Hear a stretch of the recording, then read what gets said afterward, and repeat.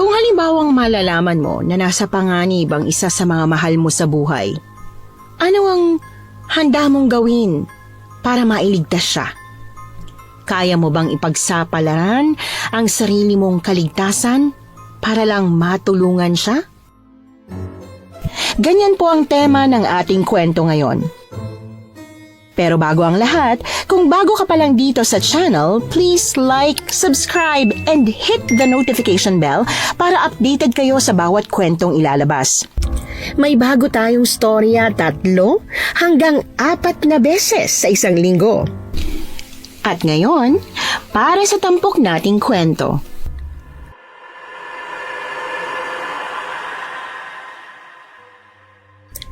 Nasubukan niyo na bang hanapin sa malayong lugar ang mga nawawalang mahal niyo sa buhay? Kasi ako, oo. Kaya bilang isang apo, hahamakin kong lahat. Mahanap lang ang lolo Pabling ko. Higit 3 taon na rin kasi namin itong hinahanap mula nang maglayas ito nang minsan silang mag-away ni Nanay Marita. May nakapagsabi sa amin na nakita siya sa maliit na baryo sa Sulu. Kaya naman, hindi nagdalawang isip si Nanay at nag-ipon ng pamasahe para isama ko patungo doon. Kaya lang, hindi namin inaasahan na isang misteryo ang magaganap nang makarating kami sa Sulu. Ito ang nagpabago sa takbo ng buhay namin. Lalo pa at minsan nang nalagay sa peligro ang buhay namin dahil dito. Sana po ay pakinggan ninyo ang istoryang ito dahil ikukwento po namin kung paano namin hinarap ang mga nilalang na kung tawagin ay amalanhig na dati ay sa pelikula ko lang napapanood. Nay, matagal pa po ba tayo maglalakad? Baka naman pwedeng kumain muna tayo. Kanina pa kasi kumukulutong tiyan ko eh. Shh! Hindi tayo po pwede magpahinga hanggat hindi natin nakikita ang lolo Pabling mo. Eh Diyos ko, sa dami nang napagtanungan natin isa, hindi naman namukhaan yung picture ni Lolo. Sigurado po ba talaga kayo nagsasabi ng totoo yung mga napagtanungan natin noon? Na nandito nga talaga siya? Naniwala po kasi kayo doon agad-agad eh. Hindi pa nga tayo sigurado kung nantitrip lang yun. Ano ba pinagsasasabi mo? Malakas ang kutob ko na tama nga ang sinabi niya. Paano niyo po nasabi? Di naman porke sinabi nung napagtanungan natin na taga dito siya, maniniwala na kayo agad. Pwede bang tumahimik ka na nga lang dyan? Ay basta, hindi mo na dapat malaman pang rason, anak. Okay, kung ayaw niyo po. Pero, please, magpahinga na muna tayo sa tabi na.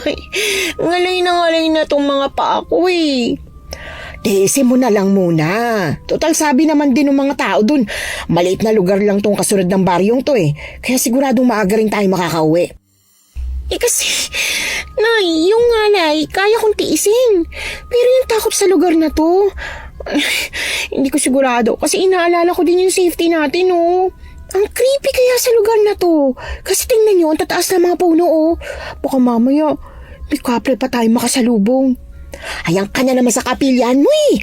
Iya, kahit ano pang makasalubong natin, hindi tayo uuwi hanggat hindi natin kasama ang lolo mo. Ang laking pera na kaya ng ginastos natin sa pagpunta pa lang dito. Kayo kasi, gusto niyo pa ako ibigay nun sa tatay kung walang kwenta. Ayan, nagalit tuloy si lolo at naglayas. Eh alam niyo namang mahal na mahal ako nun. Kasi ako lang yung nag-iisang apo niyang maganda, no?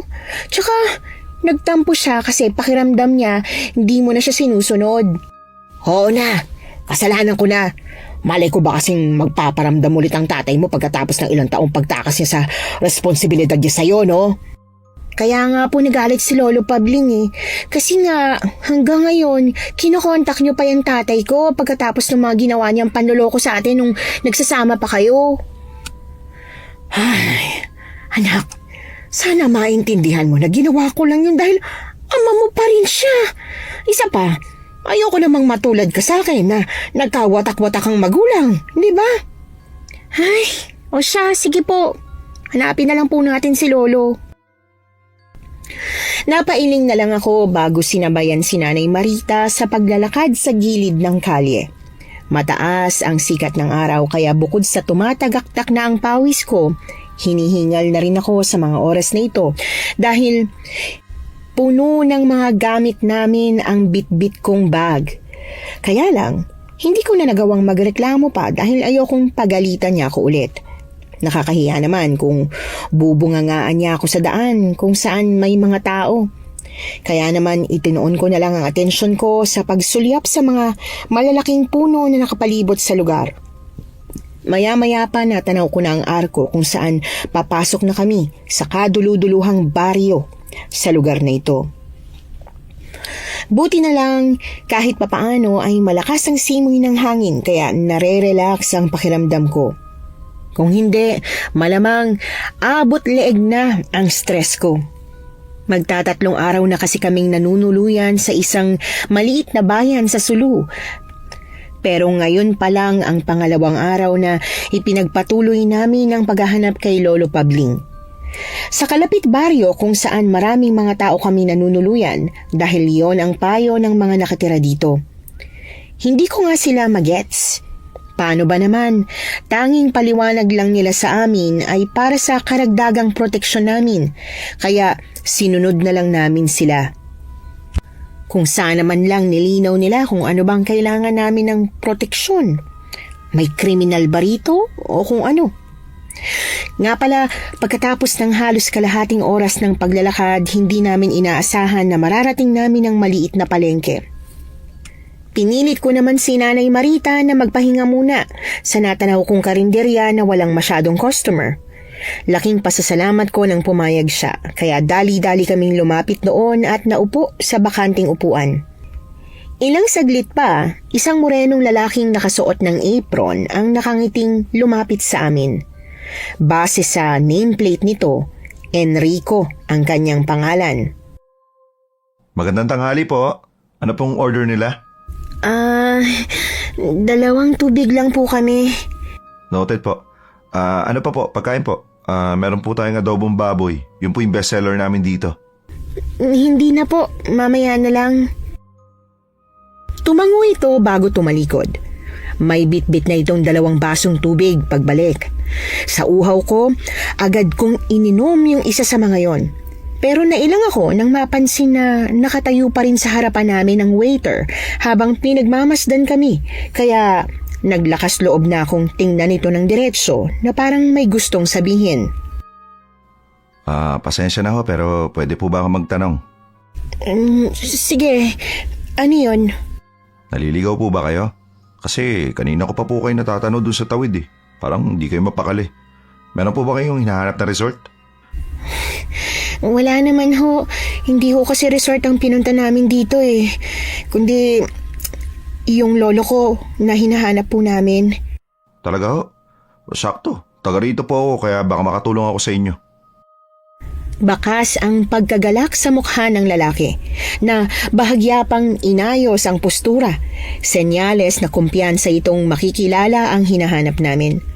Kaya naman kinuha ko kay Nanay Marita ang litrato ni Lolo Pabling para ipakita sa waiter. Ilang saglit pa nakaramdam ako ng konting pagkadismaya nang makitang panandalian na kumunot ang noo ng lalaki. Hindi pa rin ako nawalan ng pag-asa lalo pat nang mapansin kong walang kibo ang kasama ko na parabang nakikiramdam. Kaya naman mariin akong lumunok para tuluyang maitago ang panghihina ng loob. Yan ho ang lolo ko. Pabling po ang pangalan niya. Baka nakita niyo po siya dito. Naku, pasensya na pero hindi. Sigurado ako hindi ko pa siya nakikita dito. Teka, sigurado po ba kayo na nandito talaga siya? Oo, iho. Kasi sa totoo lang, napaka-imposible na hindi magkukrus yung landas namin dalawa kasi maliit lang yung baryong to eh. Oo nga daw po eh. Pero sana nga wala siya rito kasi delikado. Anong ibig mong sabihin? Basta, may mga natatagpuan patay kasi dito sa amin. Ano? Teka, hindi kita maintindihan. Ano ba talagang ibig mong sabihin? Ma'am, pasensya ka na ha. Number 1 rule kasi namin dito sa trabaho, bawal naming ikwento sa mga customer ang tungkol dyan. Pag natakot kasi sila, sigurado mawawalan na ng turista rito at magsasara na yung mga negosyo. Ganun po ba? Naku, pasensya na. Kung hindi lang kami nagbabaka sakali, hindi ko naman uusisain pa yun eh. Kung ipapangako nyo na di makakalabas ang sekretong to, handa ako magkwento. Kakatakot kasi baka may makaalam at ako pa yung maging dahilan ng pagkasira ng negosyo nila. Mahirap na, baka magalit pa sila sa akin. Oo, promise. Kahit pa ipaputol ko mga daliri ko, kailangan lang namin siyang mahanap. Pangako, basta matutulungan mo kami. Parang awa mo na, iho. Ayan ha, nangako ko kayo. Kahit di ko kasi kayo kilala, nararamdaman ko yung bigat ng loob nyo. Kaya wag na kayo mag-alala kasi ikukwento ko sa inyo mamaya para malinawan kayo. At para na rin hindi masayang ang pinunta nyo rito. Talaga? Naku, maraming salamat naman. Diyan na muna kayo ha. Tapusin ko lang tong trabaho ko. Balik kayo mga 6:00 ng hapon. Tsaka may ipapakilala rin ako sa inyo na sigurado makakatulong sa inyo. Siya nga po pala. Anting-anting kontra usog. Bahagyang tumaas ang kilay ko nang iabot nito sa akin ng bala na nakabalot sa maliit na kulay pulang tela. Tinanggap ko yon kahit pa hindi ako masyadong naniniwala sa mga kasabihan ng matatanda. Pero kabaliktaran ko si Nanay Marita kaya sa kanya ko yun binigay pagkaalis ng binata. Dali-dali ko rin na inusog ang upuan ko palapit sa kanya para himasin ang kanyang likod nang sa ganon na ay kumalma siya kahit papaano. Pagkatapos magpahinga, naglakad-lakad muna kami para mapawi ang pagkainip habang hinihintay si Enrico na mag-out sa trabaho. Sa kalagitnaan ng pagtahak namin sa daan, nakaramdam ako ng pag-aalala para kay Nanay Marita dahil alam kong mabigat ito para sa kanya. Kahit kasi masungit siya ay mahina ang kanyang loob. Higit sa lahat, mababaw din ang kanyang luha. Bumalik kami sa karinderya bandang 6:30 ng hapon. Saktong nadat na namin si Enrico na kasalukuyang pinupunasan ang tangke ng motor. Nilapitan namin ito kaagad. Kala ko di na kayo babalik eh. Teka, saan ba kayo muuwi? Ako na maghatid sa inyo mamaya. Doon, sa kabilang baryo. Kaya lang mas makakabuti siguro para sa amin kung dito na lang muna kami tutuloy. Para sa mga susunod na araw tuloy-tuloy ng paghahanap namin kay Tatay Pabling. Baka naman may alam kang pwedeng tirahan pansamantala. Kahit maliit lang, para hindi mahal ang bayad. Tsaka yung safe. Kung gusto niyo po, doon na po muna kayo sa amin pansamantalang tumira. Seryoso ka ba, iho? Oo naman po. Meron naman po kaming bakanting apartment doon. Sakay na po kayo para maaga tayo makauwi. Ay, nakakahiya naman pero sige, salamat ha. Laura, sumakay ka na doon sa loob. Kaagad kaming sumakay sa loob ng tricycle. Higit 15 minutos ang binyahe namin patungo sa bahay nila dahil nasa kaduluduluhang bahagi pa yon ng baryo. Sa parting yon ay wala nang masyadong kabahayan. Pagkababa namin ng sasakyan, niyaya na agad kami ng binata na pumasok sa loob ng kanilang tahanan. Simpleng bahay lang na gawa sa kahoy ang tinitirhan nila. Pero panandalian akong napanganga nang mapansin ang mga nakasabit sa dingding ng sala na kagamitan ng isang albularyo. Meron ding mga kandila na paikot na nakatulo sa sahig at upos ng mga posporo. Maya-maya pa, nakangiting lumabas ang lalaking may edad na nakasuot ng kulay pulang bandana sa noo. Nakangiti itong lumapit sa amin. Kinilatis ito ng paningin ko pero wala akong nakitang kahit na anong agimat na nakasabit. Kaya naman hindi ko maiwasan ang mapatanong sa isipan ng paano siya naging albularyo. Siya po pala si Caliodi. Siya po yung tatay kong albularyo. Magandang gabi ho. Magandang gabi din ho. Marita ho ang pangalan ko at ito naman ang anak kong si Laura. Enrico, ipagtimpla mo muna ng kape itong mga bisita natin. Maupo po muna kayo dyan. Pasensya na po at makalat pa ang bahay. Ano po bang ipapagamot nyo? Tay, hindi po sila magpapagamot. Niyaya ko po sila dito kasi may nahanap silang lalaki na si Lolo Pabling. Nagbabaka sakali daw na baka kilala natin. Ganun ba? Kailan pa siya nawawala?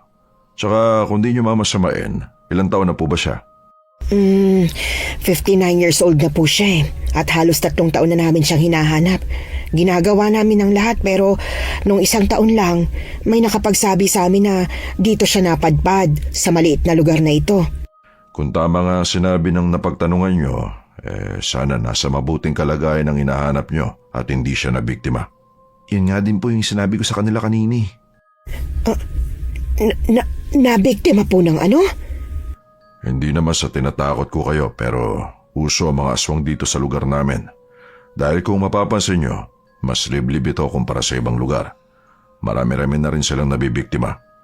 Kaya kapag napadpad dito ang isang taong walang alam kung paano poprotektahan ang sarili, maliit na lang ang tsansa na makakaligtas pa siya. Ibig sabihin, patay ng tatay ko? Hindi ko alam. Pero manalig na lang tayo na nasa mabuting kalagayan siya. Bueno, kung ayos lang sa inyo, pwede ko bang malaman kung bakit kayo naniwala sa kung sino man ang napagtanungan nyo nun? Kilala ba niya yung hinahanap nyo? Hindi daw ho. Pero parang nakita niya daw dito noon. Isa pa, malakas din talaga ang kutob ko na nandito nga si tatay kasi dito nakatira yung unang girlfriend niya noon na sinabi niya sa akin na mahal niya pa. Nagtataka akong sumulyap kay Nanay Marita sa narinig ko. Ngayon ko lang kasi nalaman ang tungkol sa kwentong yon, Miss Anne.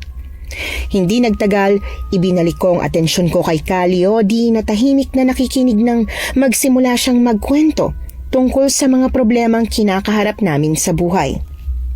Nang matapos, kaagad kaming pinasamahan ng albularyo kay Enrico sa likuran ng kanilang bahay, papunta sa apartment na pansamantalang tutuluyan daw namin. Pagkapasok doon, iniayos namin sa lumang cabinet ang mga damit bago humiga sa katre para magpahinga. Magkatabi kaming dalawa ng nanay ko. Nay, ba't hindi niyo po sinabi sa akin nun yung tungkol sa girlfriend ni Lolo noon? Pasensya na anak.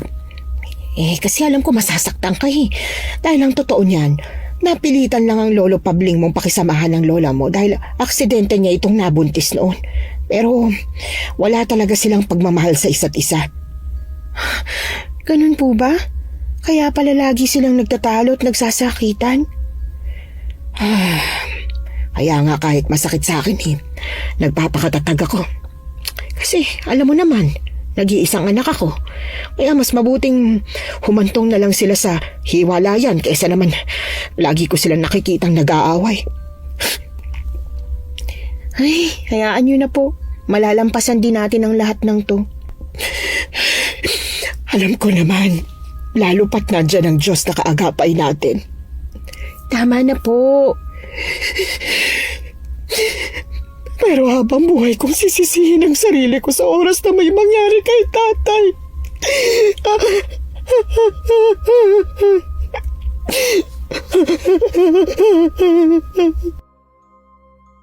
Noong gabing yon, hindi ako masyadong nakatulog dahil pinapakalma ko si Nanay Marita. Buong magdamag kaming magkayakap. Kinaumagahan, pagkagising ay nadatna namin ang mag-ama na naghihiwa ng timba-timbang karne ng baboy. Kaagad naman na inihinto ni Calio di ang ginagawa at niyaya kami sa loob. Oh, sakto. Enrico, gising na sila. Diyan ka na muna at ipaghahanda ko na muna sila ng almusal. Sige ho. Upo po muna kayo mga ma'am. Huwag niyo na ho kaming tawaging ma'am. Marita na lang ho. Ako din po.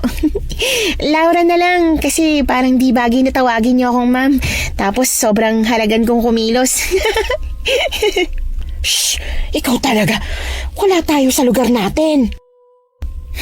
Sorry po. Napakapili yung bata. Ayos lang yan, Marita. Maigi nga yun dahil komportable na agad ang anak mo dito kahit papano. O di ba? Pwede naman pala. Nga pala. Ngayon pa lang sasabihin ko na mukhang matatagalan tayo sa paghanap kay Lolo Pabling. Ganun po? Ba't naman po? Tatapatin ko na kayo, ha?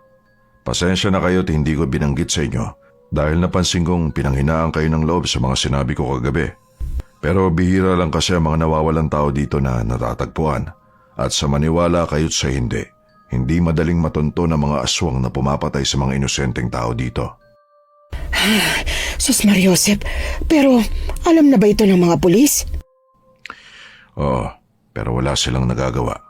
Sa tuwing may iimbestigahan silang krimen, hindi rin natatapos dahil nahihirapan sila. Masyado kasing liblib ang lugar na ito at puro putik din ang daan. Ay, may ganun bang mga pulis? Iya, sa dami ng mga naitatalang krimen, sila na mismo ang sumuko. Kaya kailangan ko muna kayong turuan kung paano po protektahan ang mga sarili nyo bago natin simulan ang paghahanap sa kanya. Dahil ngayon pa lang, sinasabi ko na sa inyo na matatagalan tayo sa paghahanap sa kanya. Ganun po ba? Okay. Naiintindihan ko. Pero kung hindi naman kayo papayag, pasensya na pero hindi namin kayo matutulungan. Dahil ayoko magkaroon na naman ng rason ng mga tao para mas magalit sa amin. Sige ho, walang problema. Basta tulungan niyo ho kami. Pagkatapos naming mag-almusal, panandalian akong tumungo sa likod ng bahay. Doon ko nadatnan si Enrico na tahimik na itinatali sa ginupit-gupit na maninipis na tela ang mga hiniwang malalaking piraso ng karne. Kaya naman lumapit ako sa kanya. Uy, kumusta ka naman? Ayos naman. Nga pala, para sa mga paninda nyo ba yan? Gusto mo tulungan na kita? Ay, hindi na. Huwag ka na mag-abala pa. Kaya ko na to. Sure ka? Kadami niyan ah. Oo naman, ako nang bahala rito. Pumasok na rin naman ako sa loob ng bahay nang mapansin na mas itinuon ni Enrico ang atensyon sa ginagawa para hindi ko ito maistorbo. Tahimik akong naupo sa upuan pero dali-dali akong tumakbo sa pinto at doon nakita ang babaeng nagwawala. Nakasalukuyang hawak sa mga braso ng dalawang lalaking may edad. Nanlaki naman ang mga mata ko nang kalmado itong lapitan ni Kaliodi. Kumakabog sa kaba ang dibdib ko pero mabuti na lang at kahit papano ay naibsan ng takot na nararamdaman ko nang bigla akong yakapin ni Nanay Marita mula sa likuran ko. Yan tama ang mga gamit ko ngayon dun, Enrico. Kinukulam ang babaeng ito. Sige ho. Nay, ano po bang nangyayari? Hindi ko rin alam, pero nananalig ako sa kapangyarihang taglay ni Kaliodi. May niligtas niya po ba yung babae? Sana. Tay, ito na po. Mabilis na inabot ni Enrico ang isang maliit na agimat kay Kaliodi nang makalapit ito. Hindi nagtagal, pilit nitong pinaamin ang nasabing mangkukulam na nakasanib sa dalaga. Hindi naman din yun nagtagal at nalaman namin na inggit ang rason nito. Kaya kumuha si Kaliodi ng maliit na pamatpat at saka inilaslas sa lalamunan ng babae. Bahagyang kumunot ang noo ko dahil panandali ang nawala ng malay yung babae kahit pa hindi ito nagkasugat sa leeg dahil wala namang tulis yun. Pero maya-maya lang, sumuka ang biktima at unti-unting nahimasmasan. Samantala, hindi ko na narinig pa ang mahihinang pag-uusap ni Kaliodi at ng mga kasama ng kinulam. Pero hindi na rin naman nagtagal at nagpaalam na sila at umalis. Kaya naman manghang-mangha akong lumapit kay Kaliodi para mag-usisa. Grabe naman ho. Nainggit lang? Kinulam na agad? May ganun talaga, Iya. Dahil ang inggit ang pangunahing magiging rason para magpakulam ang isang tao.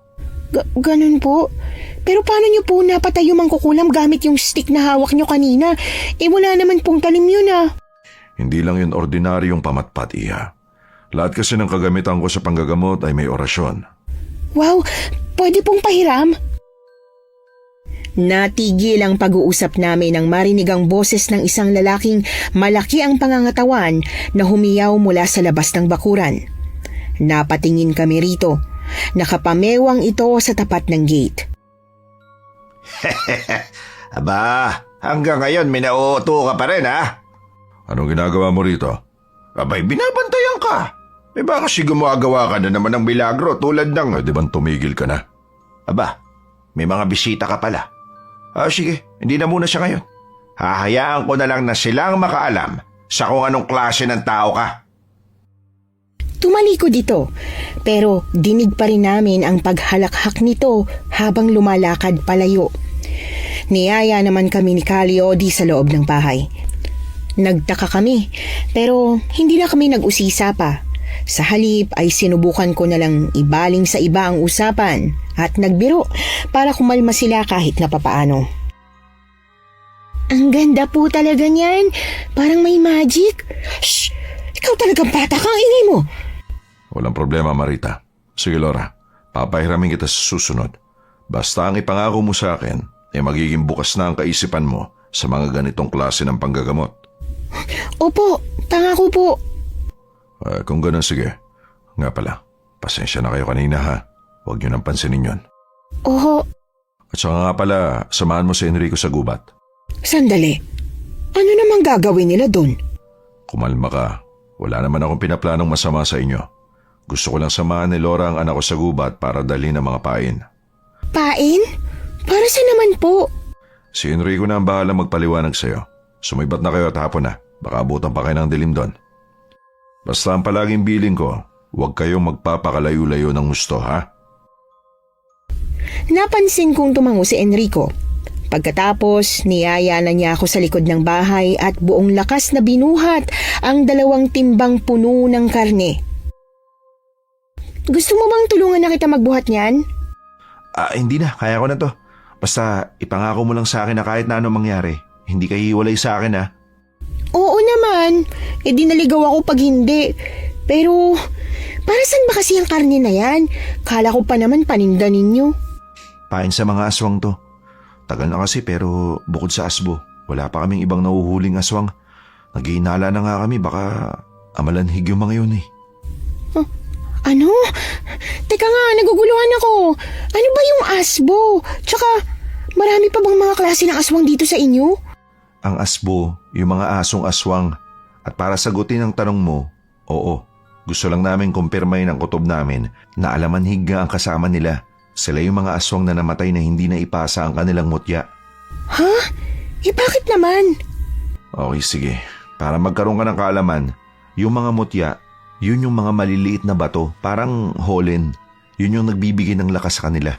At para sagutin ang tanong mo, hindi ko alam pero alam kasi ni tatay.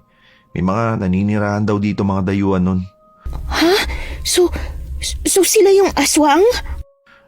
Yun ang kutob ni tatay kasi unti-unti daw nawawala yung mga yun eh.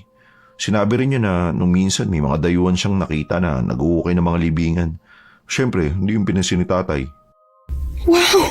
Ang galing naman! Tsaka, ang lakas pala ng powers ng mutya na yan! Oo, pero pwede din yun na maging sumpa dahil pag namatay sila, hindi napasa yun at magiging amalanhig sila.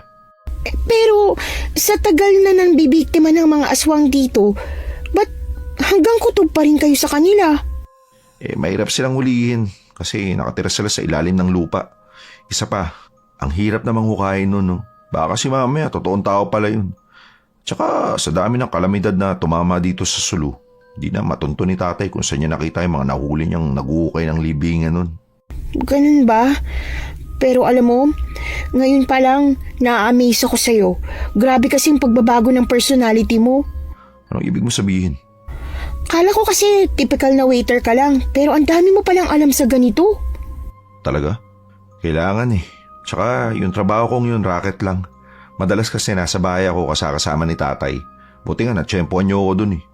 Totoo, kaya salamat ulit. Nga pala, bago ang lahat, gusto lang kitang paalalahanan na ang mga amalanhig may kakayahang gumaya ng boses ng isang tao. Kaya mag-iingat ka at huwag basta-basta pansinin yung kung sino man yung tumatawag sa'yo. Oo, noted. O siya, di ka na.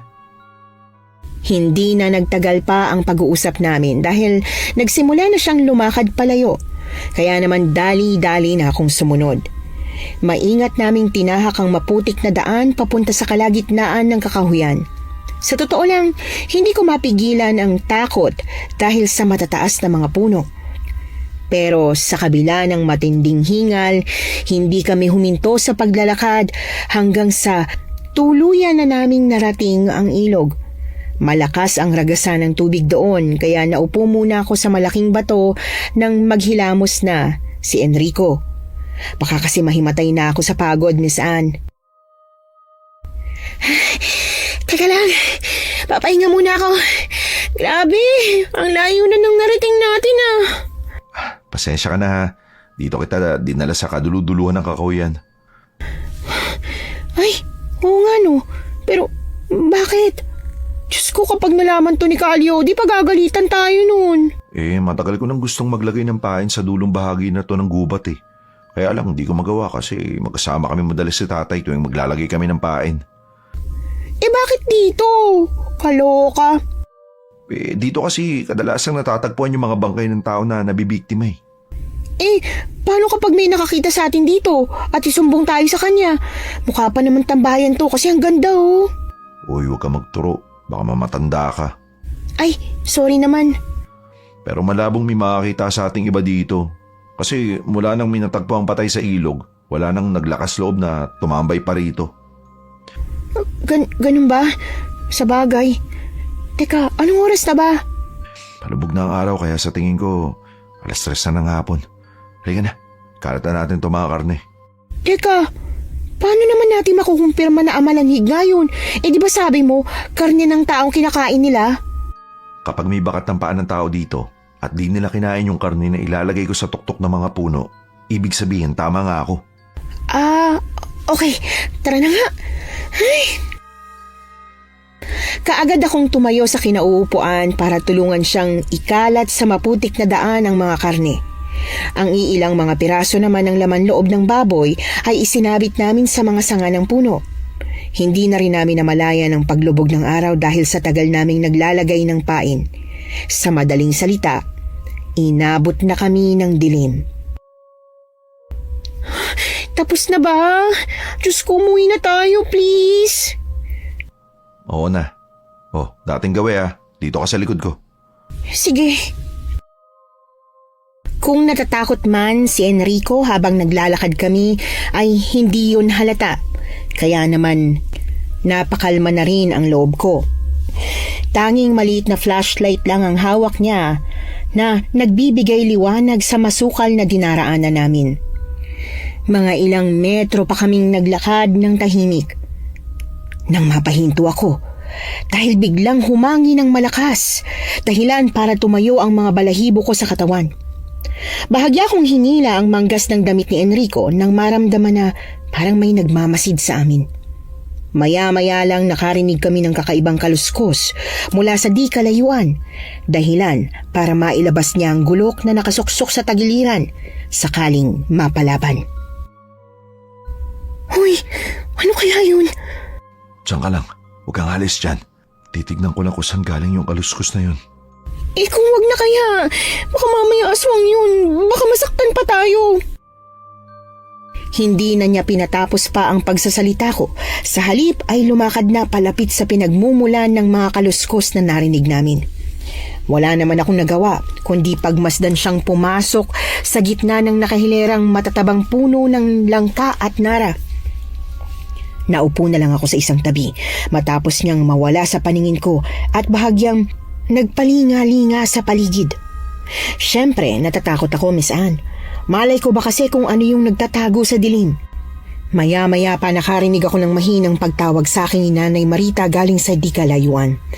Pero imbis na lumapit agad, bigla kong naalala ang bilin sa akin ni Enrico, lalo nang mapansin ko ang medyo ibang tono ng pagsasalita nito na parabang malamig at walang damdamin. Kaya naman hinanda ko na lang ang sarili sa pagtakbo bago subukang sagutin ang babaeng tumatawag sa akin. Nay, nasan po kayo? Naku, alam po ba ni Calio, na sinundan niyo po kami? Laura, halika na. Hanapin na natin si lolo mo. Nakumpirma ko naman agad na yun nga si Nanay Marita dahil sa sinabi nito. Hindi ako nagdalawang isip at tumakbo palapit sa naaninagang anino na nasinaga ng ilaw ng buwan sa likod ng puno na malapit sa kinaroroonan ko. Pero napasigaw ako sa takot nang hindi si Nanay Marita ang bumulaga sa akin, kundi isang nilalang na merong nabubulok na mga sugat sa katawan. Napangiwi ako nang mapansin ang naaagnas nitong mukha. Bukod pa ron, meron din itong mahabang pangil at matutulis na mga kuko. Sa madaling salita, para itong Zombie! Tulungan niyo ako! Natumba ako nang bigla ako nitong kalmutin sa pisngi. Kaagad naman akong nanlambot nang makitang tumulo ang dugo sa mukha ko. Pilit akong lumaban sa nilalang nang dumaga nito sa akin at subukan na kagatin ang leeg ko. Pero mas malakas talaga ito sa akin sa kabila ng payat na pangangatawan nito. Kung kaya humagulgol na lamang ako ng malakas sa sobrang takot na naramdaman ko. Mariin din akong napapikit nang maramdaman na dinilaan nito ang leeg ko. Halos natawag ko na rin ang lahat ng santo sa isipan ko para humingi ng tulong. Ilang saglit pa, narinig ko na si Enrico mula sa di kalayuan. Tinaga niya ang halimaw bago pa ako tuluyang makagat kaya bumagsak yun sa tabi ko.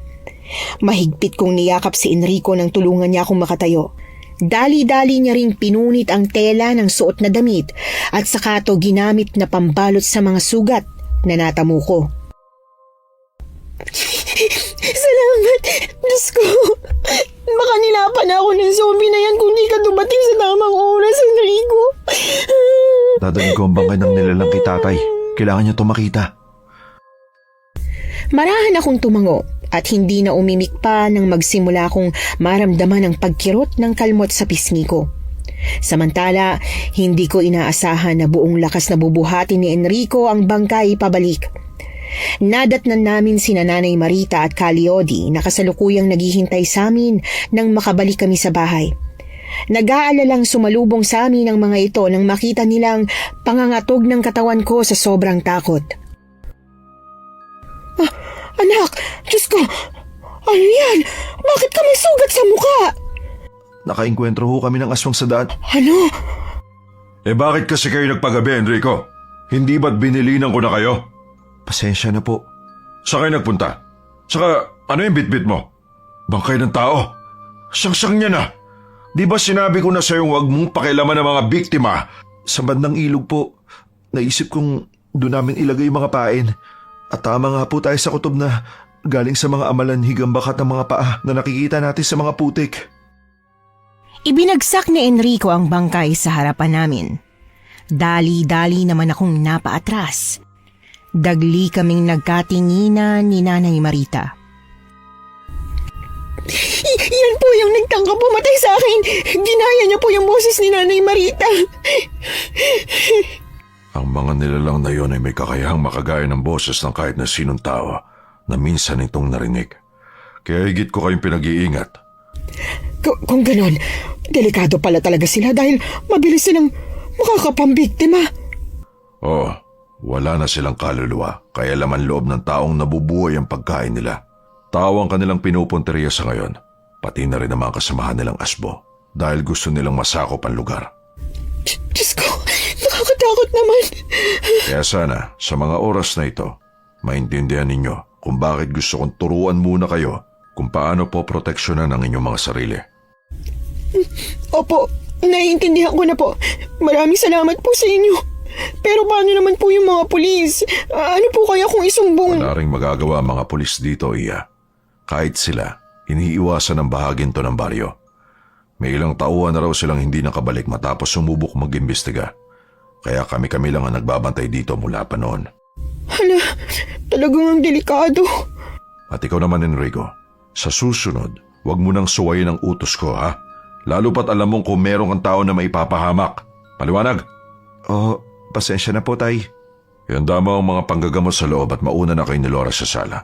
May pag-uusapan lang kami ni Marita saglit. Pilit akong ngumiti kay Nanay Marita bago pa kami pumasok sa loob ng bahay para iparamdam sa kanya na okay na ako. Pero ang totoo, natatakot ako. Pinaupo naman ako ng binata sa sala at saka dali-daling kumuha ng bulak at betadine. Yon ang ginamit nito panggamot sa mga sugat ko. Binalutan niya rin ito ng panibagong tela ng malinis na damit. Nilakasan ko ang loob kong magsalita matapos mapakalma ang sarili. Salamat ulit Wala ka naman. Pasensya ka na at iniwan kita doon, ha. Kasi naman, napalaban din ako sa nakita kong asbo. Ganun ba? Buti naman at okay ka. Oo, salamat sa Diyos at hindi tayo natuloy ng mga yun. Pero nga pala, matanong ko lang, bakit parang hindi masaya si Kaliodi na nalutas mo na yung problema niyo? Hindi naman sa ganun. Naiintindihan ko naman din kasi kung bakit siya nag-react ng ganun. Higit kasi na ipinagbabawal niya yung pagsuway ko sa mga utos niya. Dinidisiplina niya kasi ako. Kasi darating yung araw na sa akin niya ipapamana yung kakayahan niya sa panggagamot. Salamat talaga at nandiyan kayo. At least, may pumoprotekta kahit papaano sa amin. Marami na ba kayong natulungan tulad namin? Yun ang akala mo. Anong ibig mong sabihin? Bihira lang kasi yung mga nagtitiwala kay tatay sa panggagamot eh. Bakit naman? Magaling naman siya. Tsaka, nailigtas niya nga yung babaeng pinakulam kanina. Tsaka ikaw, niligtas mo ko. Ay, nga pala. Huwag ka na muna masyado magsalita. Sariwa pa yung mga sugat mo sa pisngi. Hindi ko na lang ipinahalata pa sa kanya ang bahagyang pagkunot ng noo ko, Miss Anne. Napansin ko kasing iniwasan nito ang tanong ko. Maya-maya pa pumasok na sa loob ang dalawa naming kasama at naglakad palapit sa amin. Namumugto ang mga mata ni Nanay Marita. Pasensya na kayo at medyo natagalan. Pinaliwanag ko kasi kay Marita ang lahat. Pwede po ba akong magtanong, Kaliodi? Ano yan, Iha? Bakit po alam ng amalanhig na yun ang tungkol sa paghahanap namin kay Lolo? Hindi ko po kasi nasabi pero ang sabi nung nilalang na yun, hanapin daw namin si Lolo, kaya lumapit ako. Wala talaga silang kakayahan na makapagsalita tulad ng mga taong nabubuhay. Pero may kakayahan silang manggaya ng boses na makakakilala ng biktima kung ito ay minsan na nilang narinig. Ibig sabihin, narinig na nila noon si Nanay? Oo, posibleng minsan na nilang narinig ang boses ni Marita, lalo pat nabanggit siya sa akin kanina na kinabi kayo sa paghahanap nung unang araw kayo nagtatanong-tanong sa mga tao nung sa kabilang baryo pa kayo nanunuluyan. Oo, tama nga. Kaya sa susunod, doblehin natin ang pag-iingat, anak. Buti na lang talaga't kasama mo si Enrico. Niyakap ko si Nanay Marita. Hindi nagtagal, niyaya ko na rin siya sa kwarto para makapagpahinga na kami. Sa kakaisip sa mga nilalang na makakalaban namin ay hindi ako gaanong nakatulog.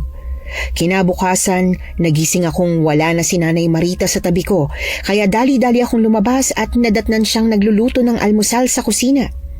Lalapitan ko na sana siya nang mapansin ang pagkatulala niya, pero biglang nabaling ang atensyon ko kay Kaliodi nang makitang pumasok ito sa pinto.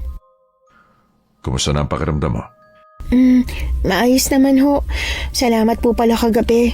Walang anuman. Asya, sakto pala ang gising mo. Mapo ka na dyan at kakain na tayo. Sige po. Enrico!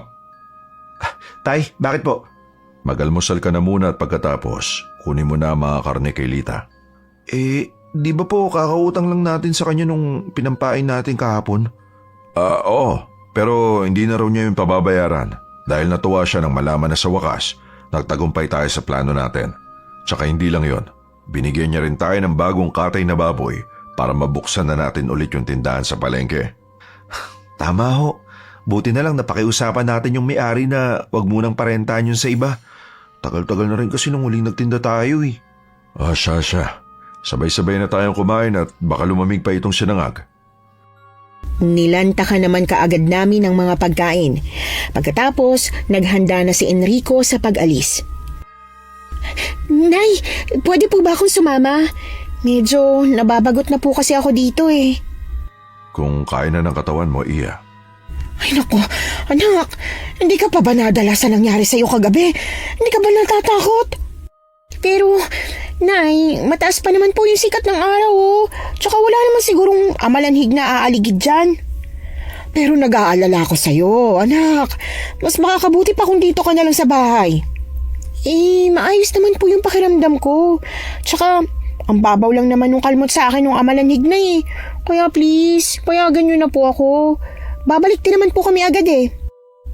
Sige, ganito na lang po. Babantayan ko po siya na maigi. Pangako ho. Hayaan mo na ang anak mo, Marita. Ito ang bawang at asin.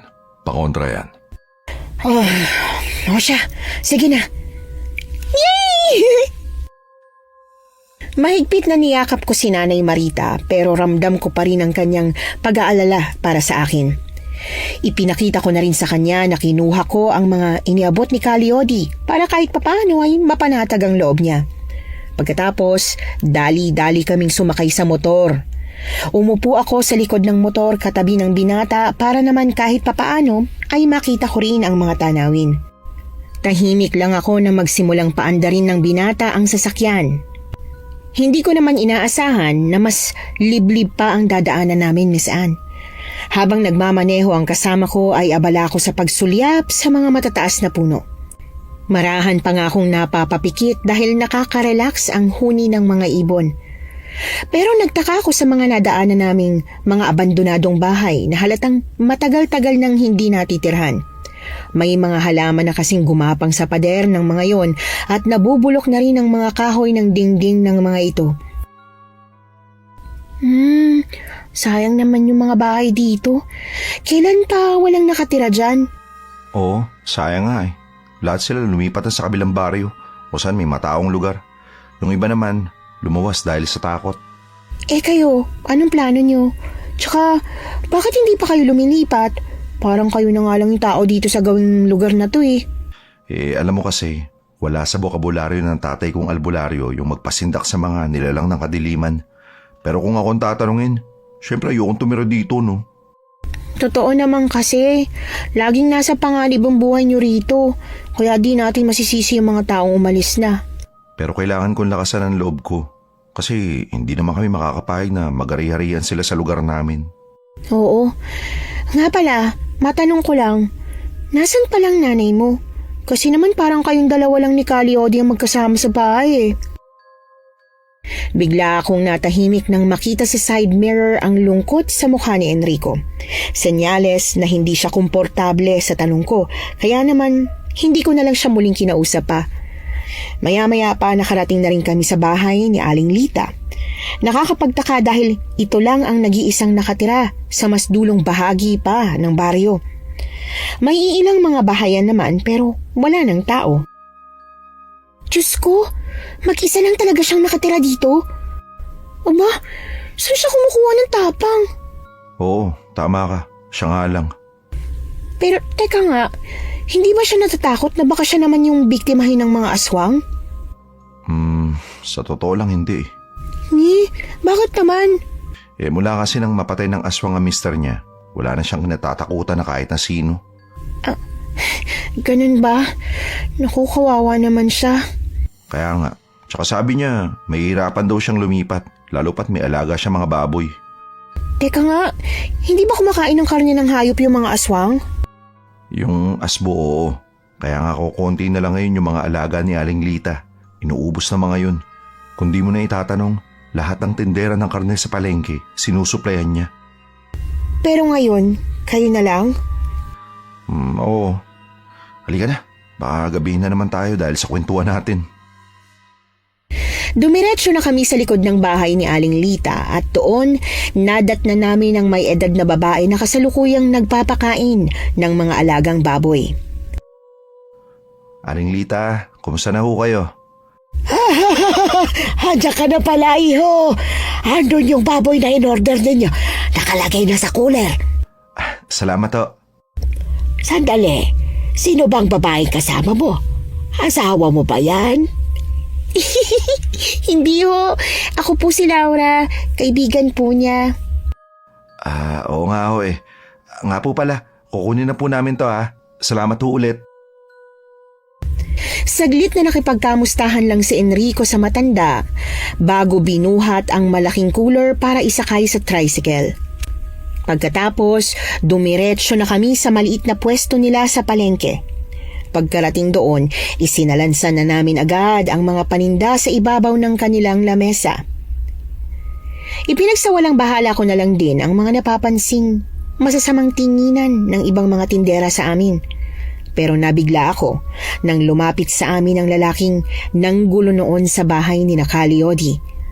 Bahagya naman ako napaatras sa likod ni Enrico nang mapansin ang masamang titig nito, pero pansin kong hindi ito makatingin ng diretsyo sa mga mata namin. Nakafocus lang yung titig niya sa mga paninda. Ano ang kailangan niyo, Mang Bentong? Lakas din talaga ng apog niyong bumalik sa teritoryo ko, no? Palibasa may pinagkukunan pa kayo ng mga supply, kaya ang lakas ng loob niyo eh. Alam ko na may hindi pagkakaintindihan sa pagitan niyo ni tatay, pero wag niyo naman po sanang idama yung negosyo namin. Bakit? Nahihiya ka? Ano na naman ba yan? Napahinto naman sila sa pagsasagutan nang biglang dumating si Calyodi kasama si Nanay Marita. Taas noo itong pumamewang sa harap ng nasabing si Mang Bentong. Sa puntong yon, mabilis akong lumakad palapit kay Nanay Marita para maingat siyang hilahin palapit sa akin. Baka kasi madamay pa siya kapag nagkaroon ng gulo, Miss Anne. Nandito ka na pala. Pare, ano naman ba to? Nakikiusap ako sa'yo na huwag mong ituloy kung ano man pinaplano mong pang-iiskandalo sa anak ko. Talaga? Bakit? Ano bang kaya mong gawin? Sa oras na madama yan sa problema natin, hindi ako magdadalawang isip na gumanti sa'yo. Sa ngayon, nirerespeto kita bilang kaibigan kahit pamalaki ang atraso mo sa akin. At ako pa ngayon ang may atraso? Oo, dahil ikaw ang sumira sa reputasyon ko dito. Oo, siguro tama ka. May mga pagkukulang ako sa'yo. Pero hindi ibig sabihin nun, isisisi mo na sa akin ang lahat. Dapat lang nabigyan ko sila ng babala tungkol sa pagiging pabaya mo, na hindi ka naman talaga katiwa-tiwala. Pero heto ang tatandaan mo, hindi pa ako tapos. Diyan na nga kayo, mga buwiset! Padabog itong lumakad palayo sa amin. Sa mga lumipas na oras, mas itinoon na lang namin ang pansin sa pagtitinda.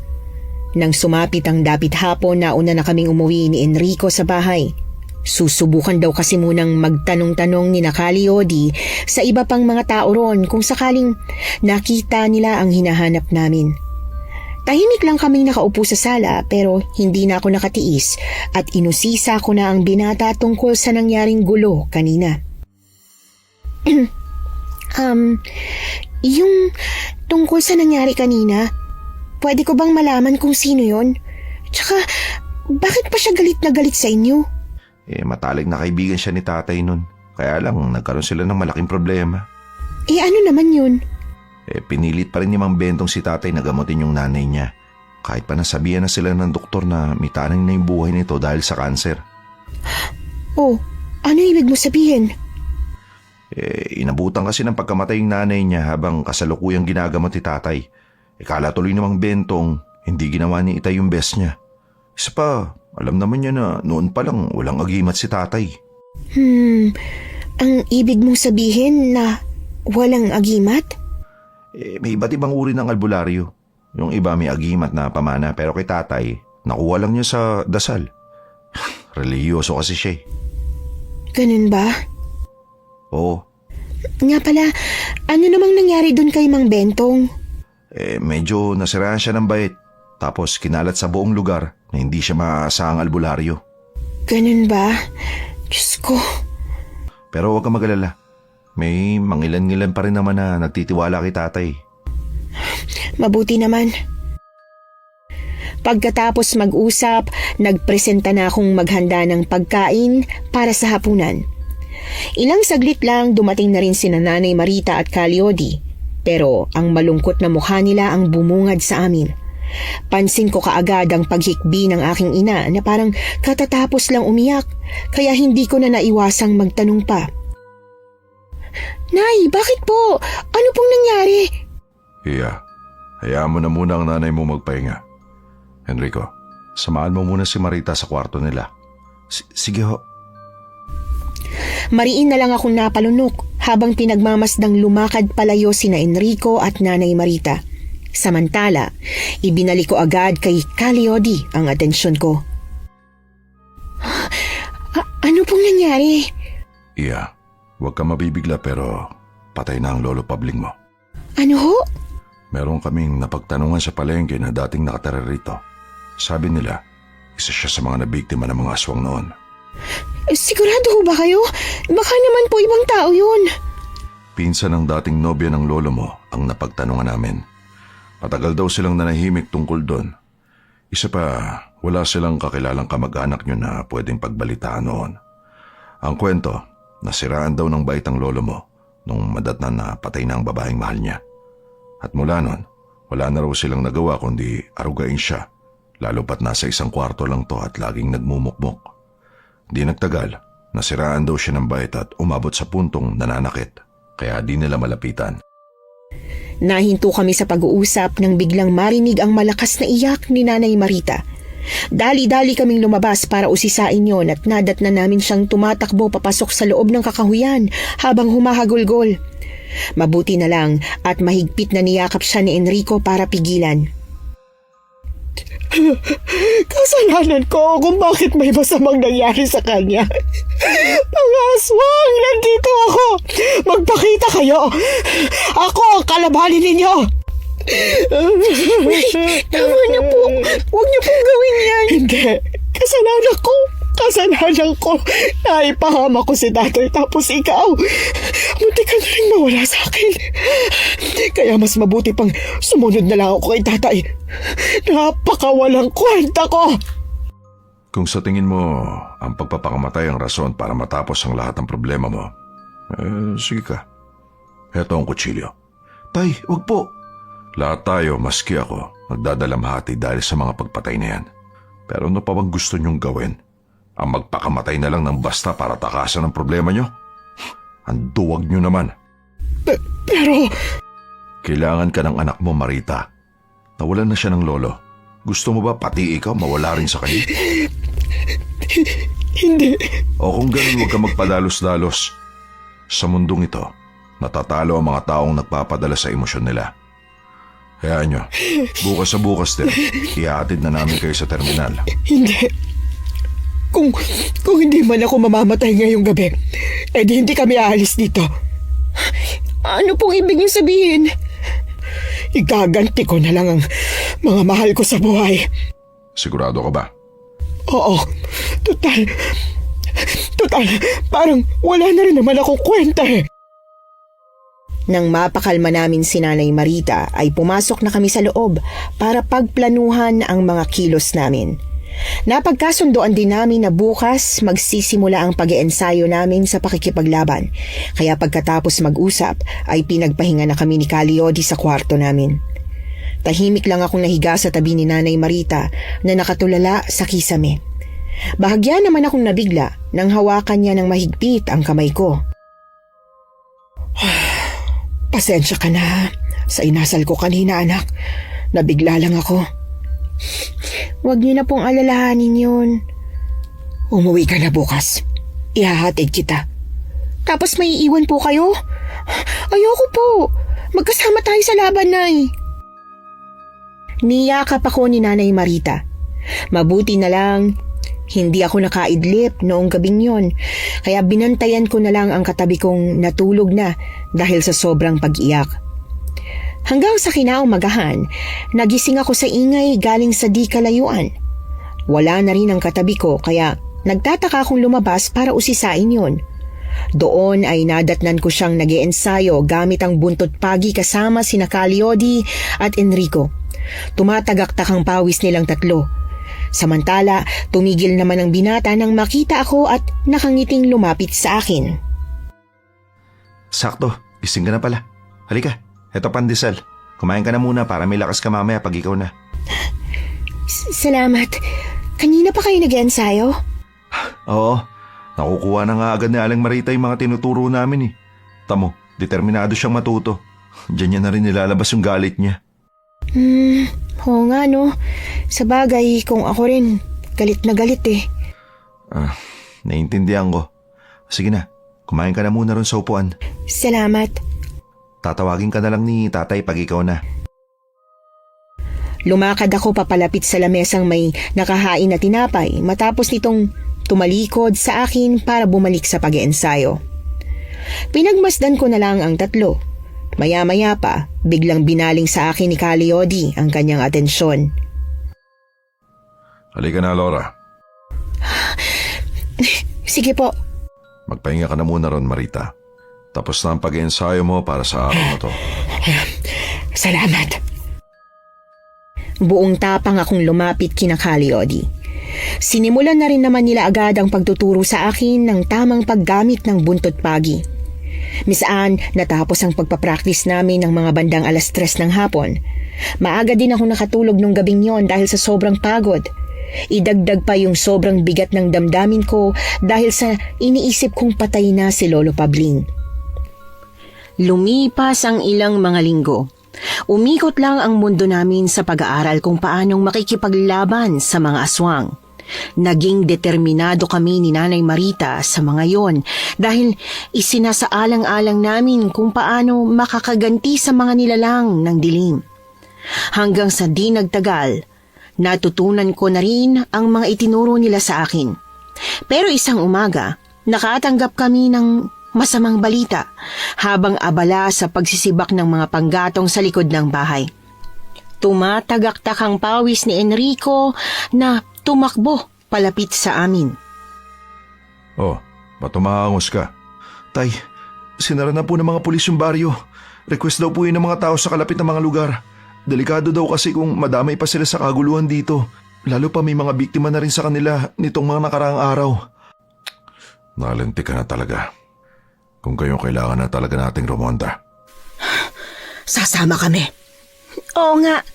Sigurado ba kayong kaya na ninyo? May mga amalanhig tayong makakalaban.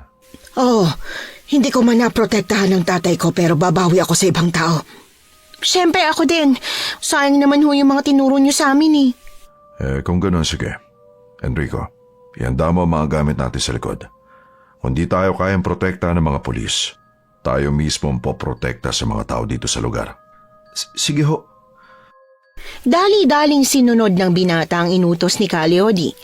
Pero nanatili lang kaming tahimik na tatlo. Maya-maya pa pagkabalik ni Enrico ay bigla itong napatanong sa amin. Pero tay, di po ba kayo nagtataka kung bakit mas dumadami pa yung mga nabibiktima kahit pa kung tutuusin? Alam na nila ang gagawin kung paano lalaban. Anong ibig mo sabihin? Hindi kaya merong kumakampi sa mga aswang na nasa likod nito at tumutulong sa kanila? Kakampi na tao? Posible ba yun? Di ba tao din yung kinakain ng mga amalanhig? Tama si Laura. Imposible na meron silang taong kakampihan. Pero hindi dapat tayo magpakasigurado. Dahil maaaring mali ako. Pagkatapos noon, pumasok na muna kami sa loob ng bahay para magpalipas ng oras. Sinamantala rin namin yon para makapagplano. Hanggang sa hindi na namin namalaya ng paglubog ng araw, Miss Anne. Maliwanag na ang sinag ng buwan nang lumabas kami para pumunta sa ilog. Kanya-kanya kaming bit-bit ng armas. Iba ang katahimikan ng lugar na parabang merong nagmamasid sa amin. Nung una akala ko handa na ako, pero iba pala ang feeling kapag naramdaman mong nasa panganib yung buhay ninyo. Sa kalagitnaan ng paglalakad, nakarinig kami ng isang sigaw mula sa di kalayuan. Kaagad na napahawak ako sa braso ni Nanay Marita dahil sa gulat. Tahimik lang siyang nakatayo at nakikiramdam. Narinig niyo po ba yun? Diyos ko, baka may nabibiktima na naman. Kumalma kayo. Hanapin po kaya natin yun. Baka sakaling maligtas pa natin siya. Tama si Laura. Masyadong malawak tong gubat. Sige, sumama ka sa akin, Marita. Kayo naman ang magsama na dalawa ni Enrico. Hindi. Sa akin sasama ang anak ko. Hindi kami maghihiwalay kahit na anong mangyari. Hindi maaari. Kung kayong dalawa magkasama, baka mas mapahama kayo, Marita. Unang-una, ito ang unang beses niyong roronda sa baryo. Pero ano, kung sakaling may mangyaring masama sa anak ko, mapapalitan niyo ba siya? Nay, makinig na lang tayo sa kanila, please. Promise po, mag-iingat po ako. Sige, pasensya ka na, anak. Mahigpit na niyakap ko si Nanay Marita. Pagkatapos, lumakad na kami ni Enrico sa kabilang direksyon palayo sa kanila. Maingat naming tinahak ang masukal na daan, Miss Anne. Malakas ang pagkabog ng dibdib ko lalo pat nagsimulang umihip ang malakas na hangin. Ilang sandali pa meron kaming nakitang anino ng tao sa likod ng puno. Mahigpit na hinawakan ko naman ang buntot pagi at saka umabante. Habang ang kasama ko naman ay nagpatiuna na upang mag-usisa. Ngunit napahinto siya nang biglang sumulpot si Mang Bentong mula sa pinagtataguan nito. Oh, anong ginagawa niyo rito? Hindi pa ba halata? Manang-mana ka talaga sa tatay mo. Pareho kayong mangmang. Pucha, ibig sabihin ba nito kakampi ka ng mga aswang? Malamang. Sabi ko naman sa inyo, Gaganti ako dahil sa ginawa niyo sa akin, di ba? Ginawa? May taring na yung buhay ng nanay niyo nung pinagamot niyo kay tatay. Kaya naman huwag niyong isisa sa amin yun. Hindi yan totoo. Bigla nitong sinuntok si Enrico dahilan para matumba ang binata sa putikan misaan. Nabitiwan niya rin ang hawak na itak. Hindi ko na alam ang gagawin ko dahil sa pagkataranta kaya dali-dali akong humanap ng matigas na kahoy. Mabuti na lang at nakakita ako agad. Kaya dinampot ko yun at buong lakas na hinampas kay Mang Bentong. Dahilan para mapaatras ito palayo sa binata. Pinulot ko naman ang patalim na bitbit kanina ng kasama ko at saka hindi na nagdalawang isip na itutok yon sa kalaban namin. Sige! Subukan mo lumapit! Sisiguruhin ko na pupugutan kita ng ulo! Ha! Babatapang kang babae ka, ha? Oo, at hindi mo ko kilala. Kaya wala kang alam sa kaya kong gawin. Kilala kita. Ikaw ang nag-iisang apo ni Pabling, hindi ba? Ano? Paano mo siya nakilala? Siya lang naman ang umago sa babaeng nililigawan ko noon. Mga lapastangan. Yun din ang rason kung bakit mas umusbong ang galit ko sa mga tao dito. Dahil mula nang mamatay si nanay, halos lahat na lang kaaway ko. Ikaw rin bang nagpapatay sa kanya sa mga amalanhig? Oo, ako nga. Buti na lang, kayang-kayang gayahin ng mga kasapi ko ang boses ng dating nobya niya dahil minsan na nilang narinig to noon. Hayop ka! Tatagain ko na sana si Mang Bentong pero bigla akong pinigilan ni Enrico. Ilang saglit lang, narinig na namin ang sigaw ng mga kasamahan namin pero biglang tumakbo ang walang yang lalaki palayo. Sa galit ay itinulak ko si Enrico palayo sa akin. Ikaw naman kasi! Ba't hindi mo pa ako hinayaang patayin yun? Diyos ko naman, oh! Hindi pa ito ang tamang panahon. Anong hindi tama? Kailan pala kung ganun? Kapag naubos na ng hayop tayo ng mga tao dito sa baryo? Malinaw na nga na siya yung dahilan kung bakit may mga namamatay pa rin. Hindi sa ganun. Kumalma ka. Ipapalam ko to kay tatay. Dahil kailangan pa natin si Mang Bentong para malaman natin ang punot dulo ng lahat ng to. Maya-maya lang natanaw na namin si Nanay Marita at Caliodi na tumatakbo palapit sa amin. Hindi naman ako nakapagsalita, kaya mahigpit ko na lang naniyakap ang pinakamamahal kong ina. Nagaya na rin namang bumalik sa bahay si Enrico dahil may kailangan daw kaming pag-usapan. Nang makauwi ay kaagad kaming dumiretso sa sala. Ano bang nangyari sa inyong dalawa? Oo nga. Nakaengkwentro ba kayo ng aswang, Laura? Nasaktan ka ba nila? Hindi ho. Kumalma lang po kayo, Nay. Si Enrico na po munang bahalang magpaliwanag. Nung naglalakad po kami dalawa kanina, biglang humarang si Mang Bentong. Atay, inamin niya po sa amin na siya ang tumutulong sa mga aswang para pumatay ng tao. Ano? Sandali. Kailan niya pa ito ginagawa? Napailing ang binata. Basta't siniguro niya sa amin na ayon daw doon sa matanda. Ito pa mismo ang dahilan kung bakit napatay si Lolo Pabling ng mga amalanhig. Dahil ito raw po yung pinili ng babaeng nililigawan niya noon. Demonyo siya! Hinimas ko ang likod ni Nanay Marita nang mapansin ang panginginig niya. Hindi na rin naman siya nagsalita tulad ng bulong ko. Sa halip ay mas nag-focus na lang sa pagpapakalma sa sarili. Diba po, matalik na kaibigan niyo siya, Caliodi? Ni minsan po ba, hindi niya nabanggit sa inyong tungkol doon? Sa totoo lang hindi. Alam kong meron siyang nililigawan noon. Pero hindi niya sinasabi sa akin kung sino dahil natatakot siya na baka agawin ko raw. Kung ganun, ano pong gagawin natin? Ano kaya kung ibalitaan na lang natin ng lahat ng mga to sa mga tao sa palengke na kumakampi siya sa mga aswang? Walang maniniwala sa atin lalo na sa akin. Mas pinaniniwalaan ng mga tao ang paninira niya sa akin. Kaya heto na ang panahon para patunayan ko nagkakamali sila. Noon palang galit na siya sa amin. Gusto niyang ubusin ang lahat ng taong malalapit sa akin. Pero bigo siya kaya hindi na nakapagtataka kung bakit dinamay niya pati ang mga inosenteng tao. Walang iya pala talaga siya. O siya, alauna na ng madaling araw kaya magpahinga na kayo. Mas mabuti na rin siguro kung dito na lang muna kayo matulog doon kayo sa kwarto at kami na lang muna rito sa sala. Tumango na lang ako. Inalalaya naman namin ni Enrico si Nanay Marita papasok sa kwarto.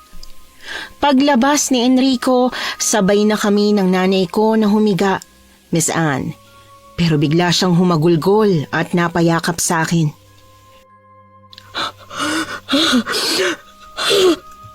Pasensya na, anak. Sabi ko, lalaban ako.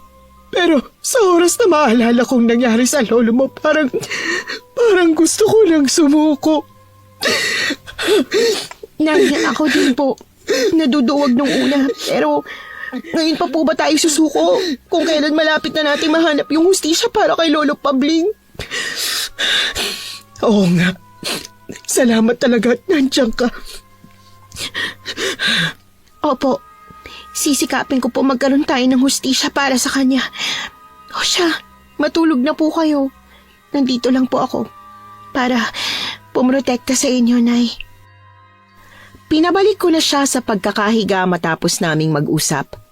Marahan ko siyang tinapik-tapik sa balikat hanggang sa makatulog. Ganun po talaga akong maglambing sa kanya, Miss Anne. Sinisiguro kasi namin na mabubusog namin ang isa't isa sa pag-aalaga. Ilang oras lang ang tulog ko nung madaling araw na yon. Nang marinig ang tilaok ng manok kinaumagahan ay kaagad na akong lumabas sa kwarto.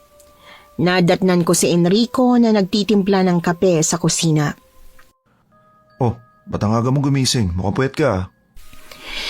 Hindi ako masyadong nakatulog eh. Binantayan ko rin si Nanay. Ikaw, ba't ikaw lang mag-isa dito? Nasaan si Kaliodi? Kaalis lang. Pupuntahan daw sa bahay si Aling Lita para balaan. Kilala niya rin kasi si Manong Bentong.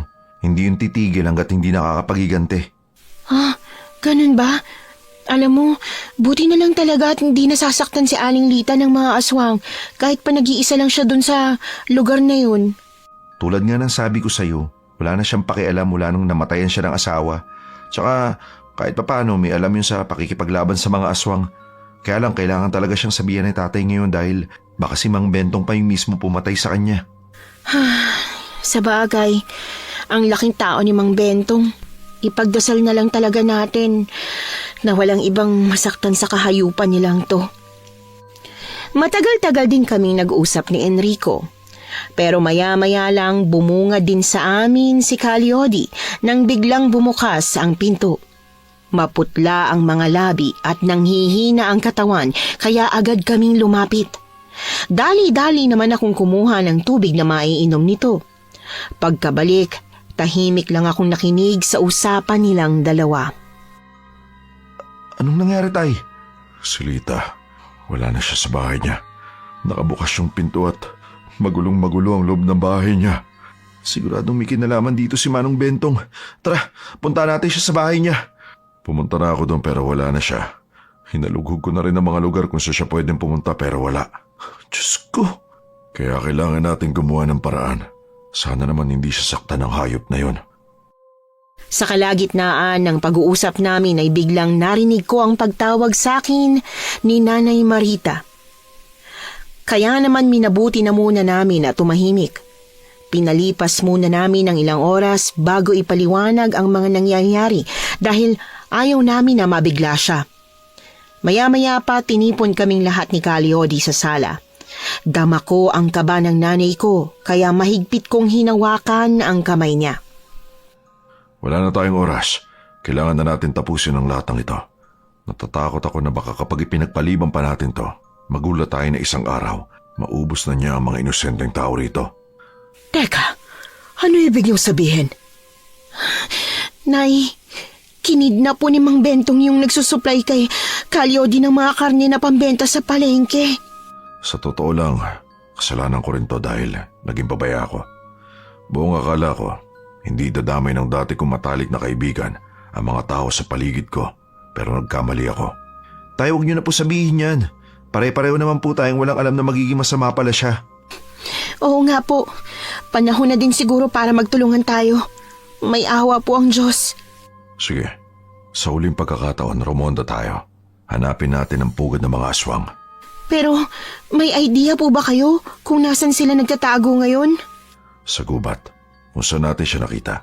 Dahil napaka-imposible para sa isang kriminal na kagaya niya ang lumayo pa sa lungga nila. Lalo pat alam niya na doon pumupunta ang mga pulis kapag nag-iimbestiga. Kaya alam kong natatakot siyang mahuli ng mga yon. Oo nga no. Sige, maganda ka ng mga pangontra sa aswang, Enrico. Pero gaano po kaya karami yung mga kalaban natin? Hindi ko alam, Iya. Pero paniguradong hindi ganun karami. Ha? Ano po ibig niyo sabihin na hindi sila ganun karami? Dahil kung marami siyang kakampi, hindi malabo na maubos agad lahat ng tao rito sa lugar. O siya, maganda na tayo. Pagkatapos ng diskusyon, itinuon na namin ang atensyon sa paghahanda ng mga gamit. Pinahiran din namin ni Enrico ng asin at katas ng bawang ang mga armas para mas maging mabisa. Noong araw ding yon, tinuruan kami ng mag-ama kung paano papatayin ang isang amalanhig hanggang sa tuluyan na namang sumapit ang gabi. Napansin ko ang katahimikan ni Nanay Marita habang gumagayak kami. Nay, okay lang ho ba kayo? Kanina pa po kayo tahimik ah. Oo, maayos ako. Kaya wag mo akong alalahanin. Hindi ko lang talaga maiwasang mag-alala eh. Lalo na dun sa mga taong nawala ng kapamilya. Ako din ho. Pero wag ho kayong mag-alala dahil makukuha din natin yung hustisya para sa kanila. At para na rin kay Lolo. Oo nga. Mayawa ang Diyos para sa mga tao na agrabyado. Pero alam mo, natutuwa ako sa'yo. Bakit naman ho? Dahil pinalalakas mo ang loob ko. Anak, kung ano man ang mangyari ngayong gabi, gusto kong sabihin sa'yo na mahal. Na mahal kita. Mahal na mahal ko din po kayo syempre. Handa na ho ba kayo? Nagkatinginan kaming dalawa ni Nanay Marita at saka sabay na tumango sa binata. Sabay-sabay kaming lumabas ng bahay bit-bit ang mga pangontra at armas. Naglagay na lang din kami ng palatandaan kung saan kami magkikita-kita. Tulad ng napag-usapan, kaming dalawa ni Enrico ang magkasama na pumasok sa kakahuyan para hanapin ang lungga ng mga aswang. Sobrang alerto kami, Miss Anne. Maya-maya pa, merong 2 asbo na biglang humarang sa daraanan namin. Patangong sumenyas lang sa akin si Enrico, kaya kaagad kong inihanda ang sarili kong makipagsagupaan sa nasa harap namin. Ibinaling ko ang buong atensyon ko sa makakalaban ko. Ngayon ko lang nakita ang ganitong klase ng halimaw na sinasabi ng kasama ko na umuubo sa mga alagang hayop ni Aling Lita. Sa mga hindi pa nakakaalam kung anong itsura nila, mukha silang aso na itim ang kulay. Nanlilisik ang mapupulan nilang mga mata at meron din silang matutulis na pangil. Bukod doon, mahahaba rin ang kanilang mga kuko sa paa. Oo, nakakatakot naman talaga ang itsura nila, lalo pat naglalaway sila na para bang hayok na hayok sa laman ng tao o hayop. Kaya lang, sa puntong ito, mas nanaig ang galit sa puso ko. Kaya naman, buong lakas kong hinampas ng buntot pagi ang kalaban. Maingat akong nakikipagtuos dito dahil maliksi itong kumilos, Miss Anne. Kung kaya't sinisiguro kong maglalatay sa katawan nito ang armas na hawak ko. Hanggang sa humina na ang katawan nito at bumagsak sa lupa. Nang mapansin na naghihingalo pa ito, ay kaagad akong kumuha ng asin tsaka ibinuhos dito. Umusok naman ang katawan ng asong halimaw bago tuluyang binawian ng buhay. Napatingin naman ako kay Enrico nang biglang bumalik ito sa pagiging anyong tao. Doon ko nakitang tapos na rin sa pakikipaglaban ng binata. Kaagad niya akong nilapitan para hawakan ang braso ko para pakalmahin. Kumalma ka. Pasensya ka na. Hindi ko pala nasabi sa'yo na bumabalik sila sa pagiging anyong tao sa oras na mamatay sila. Ha? Paano yan? Pababayaan natin yung mga bangkay dito? Baka may makakitang pulis at malintikan pa tayo. Huwag ka mag-alala. Tayo-tayo na lang nandito. Halika na. Nagmamadali kaming lumakad para libutin ang kagubatan. Pero wala kaming ni isang trace na nakita na nagpapatunay na may lungganga ng aswang sa lugar. Kaya panandalian muna kaming huminto sa paglalakad para magpahinga matapos makaramdam ng pagod. Hindi ako pwede magkamali sa kutob ko. Isa pa, wala naman ng ibang pagtataguan pa ang mga aswang bukod dito. Alam mo, oo nga. Kasi naiisip ko, kung hindi sila dito naninirahan, ba't madalas tayo dito makaengkwentro ng aswang? 'Di ba? Alam naman nila siguro na wala ng tao dito na pwedeng biktimahin. 'Di ba? Oo nga, kaya halika na. Pagpatuloy na natin ang paghahanap. Minabuti na naming ipagpatuloy ang paghahalughog sa gubat hanggang sa natanaw namin ang isang maliit na parang waiting shed. Lumapit kami doon at nakita ang maliit na pintuan na nakabukas. Kaya punong-puno ng pagtataka ang isipan namin na pumasok doon at nabigla nang mapagtantong kuweba pala yun. Ano bang ginagawa natin dito? Baka hindi aswang ang makita natin, kundi sawa. Shh! Baka may makarinig sa'yo. Halika na. Inihanda ko na lang ang sarili sakaling may matapakan kaming ahas habang naglalakad sa madilim na daan. Maya-maya pa, napahinto kami nang marinig ang boses ni Mang Bentong na umeeko sa loob na sinigundahan ng ingay ng iba pang mga tao na parang nagbubunyi. Maingat kaming sumilip sa maliit na butas sa pader na bato. Doon namin nakita ang kasama nitong dalawa pang hindi makilalang mga lalaki na mukhang sibilyan.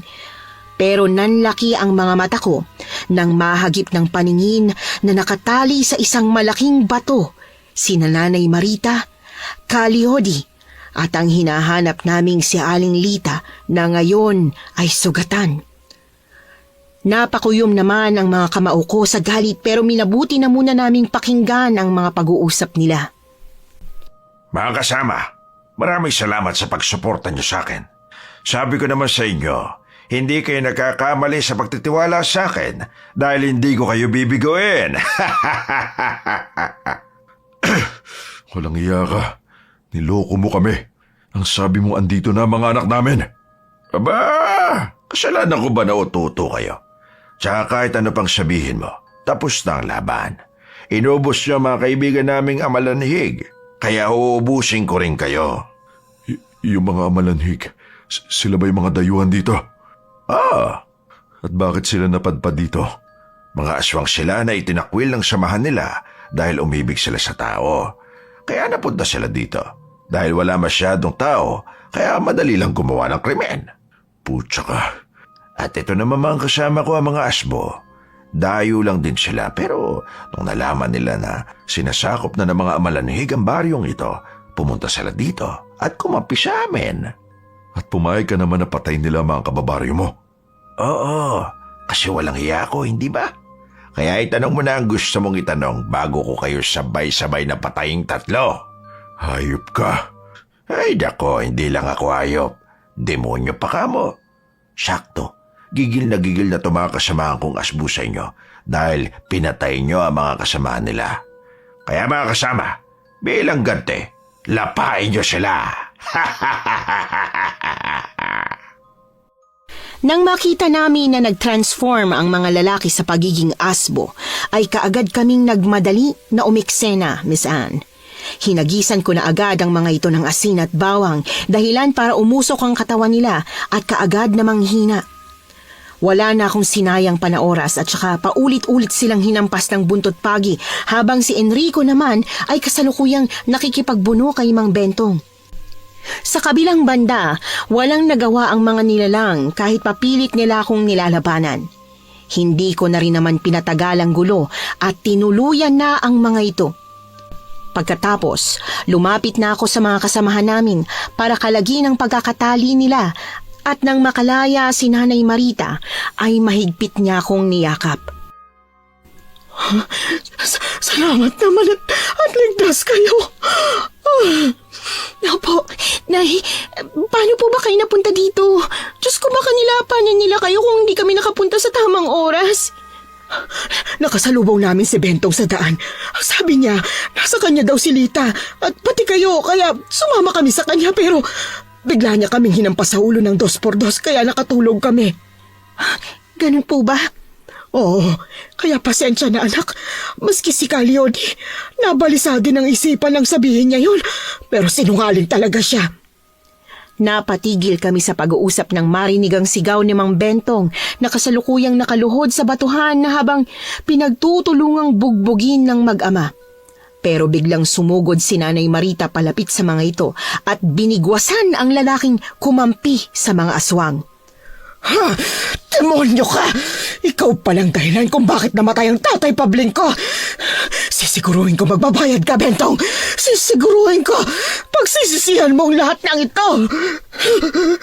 Kahit kailan, hindi ako magsisisi. Gumatay lang ako sa pangapi niyo sa akin. At ikaw pa ngayon ang biktima! Pwes, eto kasin! Lamunin mo! Nanigas ang buong katawan ko habang pinagmamasdan si Nanay Marita na bugbugin si Mang Bentong. Pero walang umawat sa kanya, Miss Anne. Pinabayaan lang namin siya na gawin ang kanyang gusto. Pero sa totoo lang, yun ang unang beses na makita ko siyang mag-hysterical sa sobrang galit, kaya hindi na ako naglakas loob na lumapit pa. Pero alam ko naman na ang pagiging bayolente niya ay dala lang ng naipong galit. Hindi na rin naman po namin pinatagal pa ang buhay ni Mang Bentong. Paulit-ulit kasi itong sinaksak ni Enrico hanggang sa tuluyan na itong bawian ng buhay matapos naming makumpirma na wala ng amalanhig o asbo na natitira. Noong gabing yon, magaan ang loob namin na bumalik sa bahay. Ilang oras muna naming pinakalma ang mga sarili mula sa madugong laban. Pagkatapos, nag-usap-usap kami tungkol sa kung paano ipapaliwanag sa mga tao sa baryo na ubos na ang mga aswang na minsan ang nanggulo sa lugar. Mahigit 1 buwan din po kaming nagstay sa maliit na baryong yon dahil tinulungan namin sina Enrico at Caliodi na linisin ang kanilang pangalan na minsang nadungisan dahil sa maling balita. Laking pasasalamat namin na kahit papaano ay nasaksihan namin ang unti-unting pagbalik ng tiwala sa kanila ng mga kababaryo. Hindi rin nagtagal, bumalik sa normal ang lahat. Muling binuksan ng mga pulis ang lugar para sa mga turista. Samantala kaming dalawa ni Nanay Marita ay masayang umuwi sa sarili naming probinsya dahil sa wakas nasagot na rin ang katanungan na minsang gumulo sa isipan namin. Hindi man po namin kasama si Lolo Pabling sa pag-uwi, nabigyan naman namin ng hustisya ang mga nabiktima ng aswang, kasama na ang mahal kong lolo. Sa paglipas ng panahon, nagsimula kami ng panibagong buhay ni Nanay Marita. Siyempre, paminsan-minsan ay nangangamusta din naman kami kina Caliodi. Yung huling update ko sa kanila, nalaman ko na si Enrico na raw ang pumalit bilang albularyo sa maliit na baryo nila sa probinsya ng Sulu. Pero bago matapos ang kwentong ito, may gusto lang po sana akong itanong sa mga kapwa ko tagapakinig sa channel na ito. Ano ang pinakamalaking naisakripisyo nyo para sa pamilya ninyo? Yun lamang po at maraming salamat. Nagustuhan niyo po ba ang ating kwento ngayong araw? Kung oo ang sagot at hindi mo pa nagagawa, subscribe na. Click the notification bell para updated ka sa tuwing maglalabas kami ng bagong kwento. Click like at mag-iwan na rin ng comment. Masayang-masaya ako tuwing nagbabasa ng messages mula sa inyo.